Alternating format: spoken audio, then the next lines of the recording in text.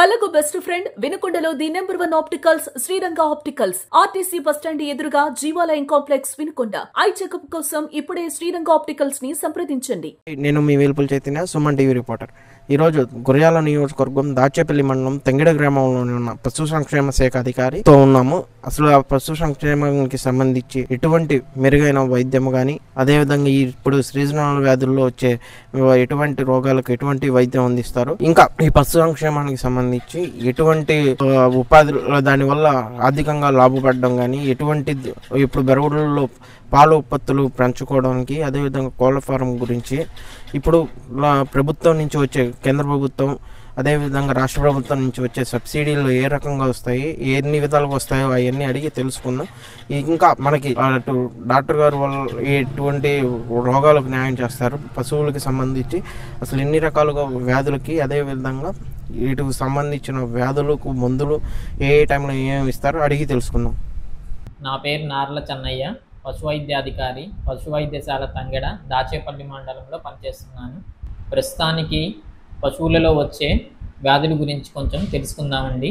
ప్రస్తుతానికి మనం జాతీయ గాలికుంటు నివారణ కార్యక్రమం అనేది ఈ నెల 15వ తారీఖు నుంచి వచ్చే నెల 15వ తారీఖు వరకు ఉచితంగా గాలికుంటు నివారణ టీకాలు అనేవి మండలంలో ప్రతి విలేజ్లో వేయడం జరుగుతుంది.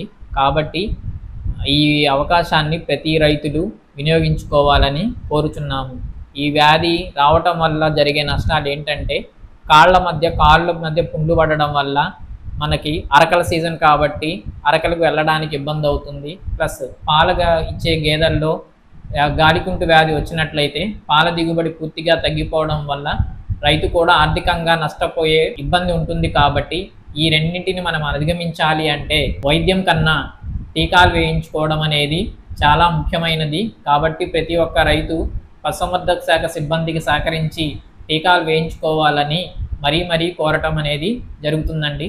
మరియు జీవాలలో అయితే ప్రస్తుతానికి వర్షాకాలం కాబట్టి ఫుట్ రాట్ అంటే పుండ్లు అనేవి కాళ్ళ మధ్య ఏర్పడడం అనేది జరుగుతూ ఉంటుంది. కాబట్టి కొంచెం రైతులు పశుసంవర్ధక శాఖ దగ్గర సంప్రదించి ఫుట్ బాత్ అంటే కాళ్ళని వేరే ఒక పొటాషియం పర్మాంగనేట్ అనే ద్రవంతో కానీ వాటితో క్లీన్ చేసినట్లయితే కొంచెం ఆ వ్యాధి అనేది తగ్గడానికి కూడా అవకాశం అనేది ఉంటుంది. వీటికి ప్రస్తుతానికి టీకా లేదు కాబట్టి జాగ్రత్తగా రైతు అనేది వర్షాకాలంలో ఎక్కువగా మడ్డిగా ఉన్న ప్రాంతాలలో తిప్పకుండా కొంచెం పొడిగా ఉన్న వాతావరణంలో తిప్పుకున్నట్లయితే మేతకి అతను కొంచెం ఫుట్ రాట్ ఈ వ్యాధి నుంచి బారి పడకుండా వాటిని జీవాన్ని కాపాడుకొని తను కూడా ఆర్థికంగా నష్టపోకుండా ఉండడానికి అనేది కూడా ఉపయోగపడుతుంది. మరియు ప్రస్తుతానికి మినీ గోకులం అనగా గేదెలకి కానీ జీవాలకు కానీ కోళ్ళు ఉన్న రైతులు ఎవరైనా షెడ్డు నిర్మించుకోదలుచుకున్నట్లయితే, అదే గేదెల షెడ్లు అయితే 2 గేదెలకు 4 గేదెలకు 6 గేదెలకు షెడ్డు నిర్మించుకోదలుచుకున్నట్లయితే 90% సబ్సిడీ పైన జాతీయ ఉపాధి హామీ పథకం ద్వారా చేసుకోవడానికి అవకాశం అనేది ఉంటుంది.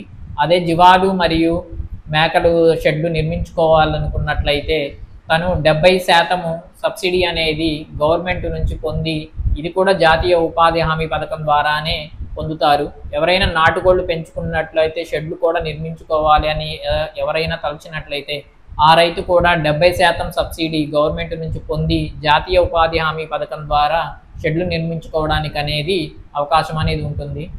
ప్రతి హాస్పిటల్లో రొటీన్గా అన్ని కేసులు అనేది చేయడం అనేది మనం రొటీన్గా జరుగుతున్న దినచర్య.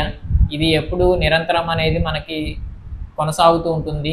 కాబట్టి ప్రతి ఒక్కరూ పశుసంవర్ధక శాఖ ద్వారా జరుగుతున్న కార్యక్రమాలను మరియు పశు వైద్యశాలను వినియోగించుకొని రైతులు అభివృద్ధి చెందాలని మా పశుసంవర్ధక శాఖ వారి తరఫున కోరుకుంటున్నాము. నా పేరు రవికుమార్. మన పశువుల హాస్పిటల్లో డాక్టర్ గారు నాకు 4-5 బెరగొడ్లు ఉన్నాయి. మన రాంగలోనే ఏ ఊరికైనా కానీ గబక్కన చేసి పంపిస్తున్నాడు. మందులు కానీ, ఇంజక్షన్లు కానీ, టాబ్లెట్లు కానీ బాగా చూసుకుంటున్నాడు. కోరుకు పర్లేదు డాక్టర్ గారు.